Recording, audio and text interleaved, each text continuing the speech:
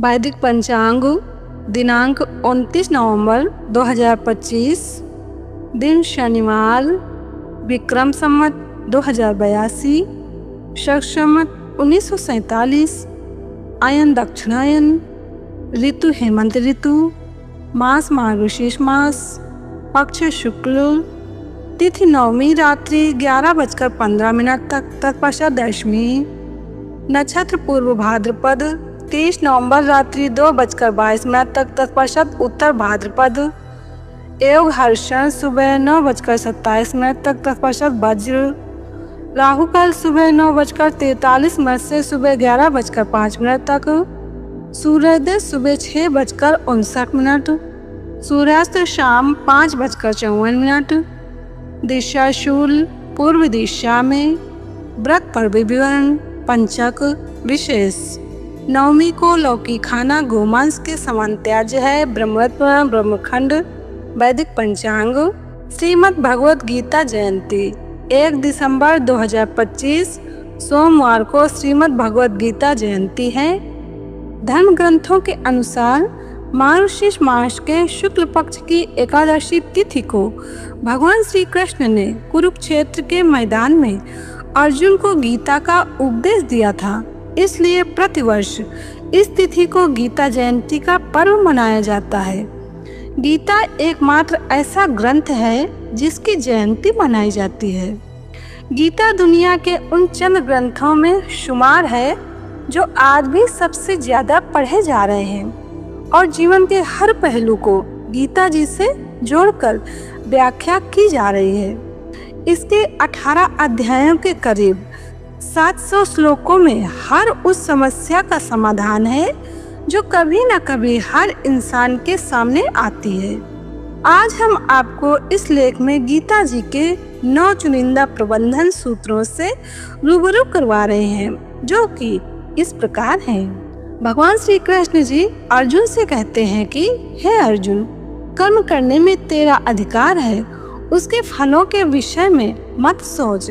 इसलिए तू कर्मों के फल का हेतु मत हो और कर्म न करने के विषय में भी तू आग्रह न कर। भगवान श्री कृष्ण जी अर्जुन से कहना चाहते हैं कि मनुष्य को बिना फल की इच्छा से अपने कर्तव्यों का पालन पूरी निष्ठा व ईमानदारी से करना चाहिए। यदि कर्म करते समय फल की इच्छा मन में होगी तो आप पूर्ण निष्ठा के साथ वो कर्म नहीं कर पाओगे। निष्काम कर्म ही सर्वश्रेष्ठ परिणाम देता है। इसलिए बिना किसी फल की इच्छा से मन लगाकर अपना काम करते रहो। फल देना न देना, वह कितना देना, ये सभी बातें परमात्मा पर छोड़ दो, क्योंकि परमात्मा ही सभी का पालन करता है। हे धनंजय, कर्म न करने का आग्रह त्याग कर यश अपयश के विषय में समबुद्धि होकर योग युक्त होकर कर्म कर, क्योंकि समाप्त को ही योग कहते हैं। धर्म का अर्थ होता है कर्तव्य।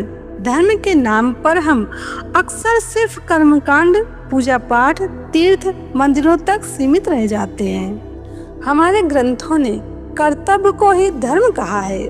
भगवान श्री कृष्ण जी कहते हैं कि अपने कर्तव्य को पूरा करने में कभी यश अपयश और हानि लाभ का विचार नहीं करना चाहिए। बुद्धि को सिर्फ अपने कर्तव्य यानी धर्म पर टिका कर काम करना चाहिए।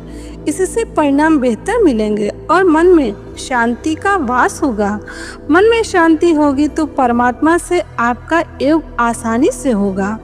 आज का युवा अपने कर्तव्यों में फायदे और नुकसान का नाप-तोल पहले करता है, फिर उस कर्तव्य को पूरा करने के बारे में सोचता है।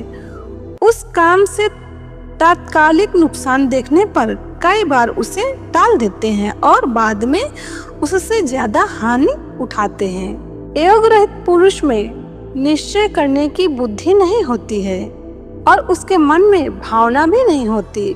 ऐसे भावना रहित पुरुष को शांति नहीं मिलती और जिसे शांति नहीं, उसे सुख कहाँ से मिलेगा। हर मनुष्य की इच्छा होती है कि उसे सुख प्राप्त हो, इसके लिए वो भटकता रहता है, लेकिन सुख का मूल तो उसके अपने मन में स्थित होता है। जिस मनुष्य का मन इंद्रियों यानी धन, वासना, आलस्य आदि में लिप्त है, उसके मन में भावना नहीं होती। और जिस मनुष्य के मन में भावना नहीं होती, उसे किसी भी प्रकार से शांति नहीं मिलती। और जिसके मन में शांति न हो, उसे सुख कहाँ से प्राप्त होगा। अतः सुख प्राप्त करने के लिए मन पर नियंत्रण होना बहुत आवश्यक है। शेष कल वैदिक पंचांग संपादक अंजनी बहन नीलेश ठक्कर। वैदिक पंचांग प्रकाशित स्थल सूरत शहर गुजरात।